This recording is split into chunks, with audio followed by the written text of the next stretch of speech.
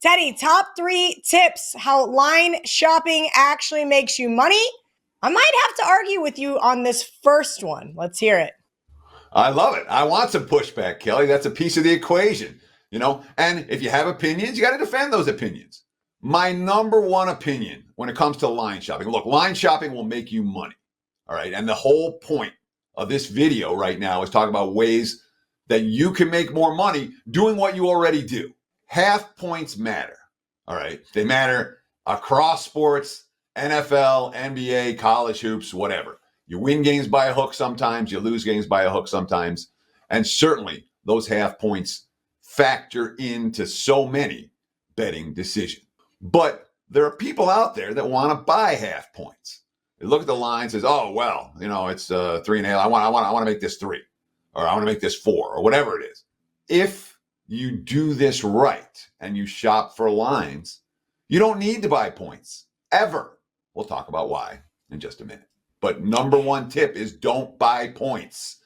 Don't lay 120, 125, 130 for stuff that you can get for minus 110 if you just have more books and shop around.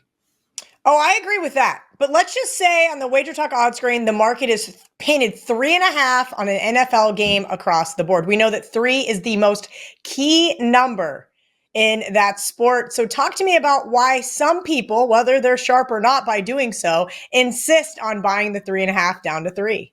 The whole point is that if you want a 3, all right, and you have multiple books to shop from and all week to find a 3, guess what? If you're paying attention and the 3 exists, you're likely to be able to find it without buying the half point.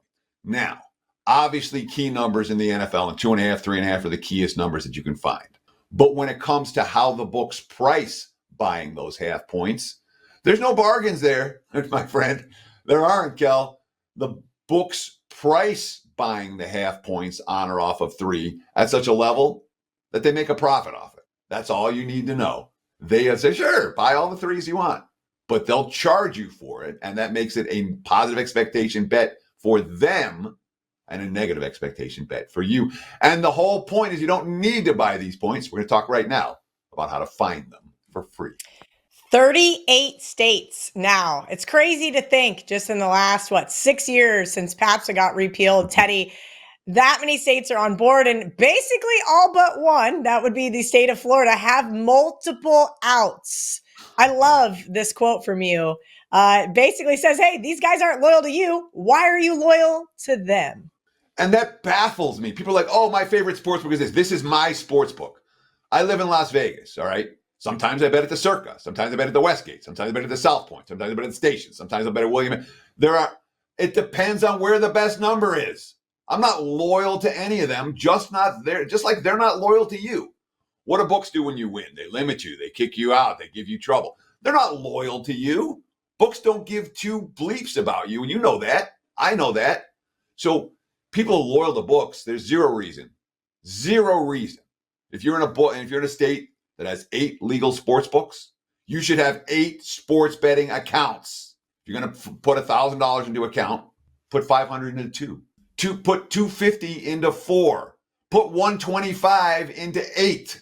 There's no reason to lock yourself into a single sports book or 2 or 3 when you can have every one of them. And the advantage of this is, guess what? This book's got 3.5. This book's got 3. Oh, look, there's a 3 there, a 3 minus 20. Bang. I just got that 3 and I didn't have to pay. I didn't have to buy it and pay minus 30 or minus 30 or 40, So there's zero reason why you should be loyal to books in the sense of, oh, this is my book. Have an account everywhere that you can have an account at. And that's how you get free half points on every single game that you bet. I would have to agree with you there, Teddy. Usually the market starts to vary from book to book, especially come game time, depending on which casino needs and or whichever bookmaker is begging you to bet a certain side. We'll leave it at that. Begging for money. We see it a lot, especially now in Las Vegas. It's wonderful to see and very advantageous for us. Speaking of advantageous, Teddy, let's talk about those little edges and finding, we'll call it finding some value, if you will, over the long term? Well, again, we're talking about how line shopping can actually make a big difference on your bottom line. Take 100 bets that you make, all right? Let's say you win 54, you lose 44, and you push on 2, okay? Little 1% edges, 2% edges. You turn 2 of those losses into pushes, and maybe the 2 pushes into win over 100 bets. Now you're 56 and 42 with a couple of pushes.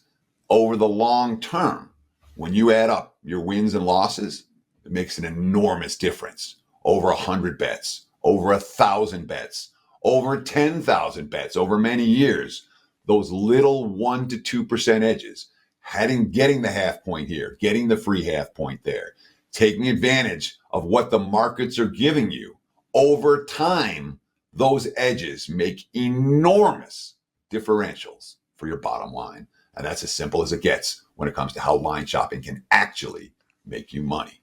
That's what we're doing here at Wager Talk, making you a better. If you want to join in with Teddy right now, you can get 25% off one of his daily packages or his all access pass up to 1 full year. That's 3, 7, 30, 90, or 365-day packages. TIPS 25, TIPS 25 is your coupon code.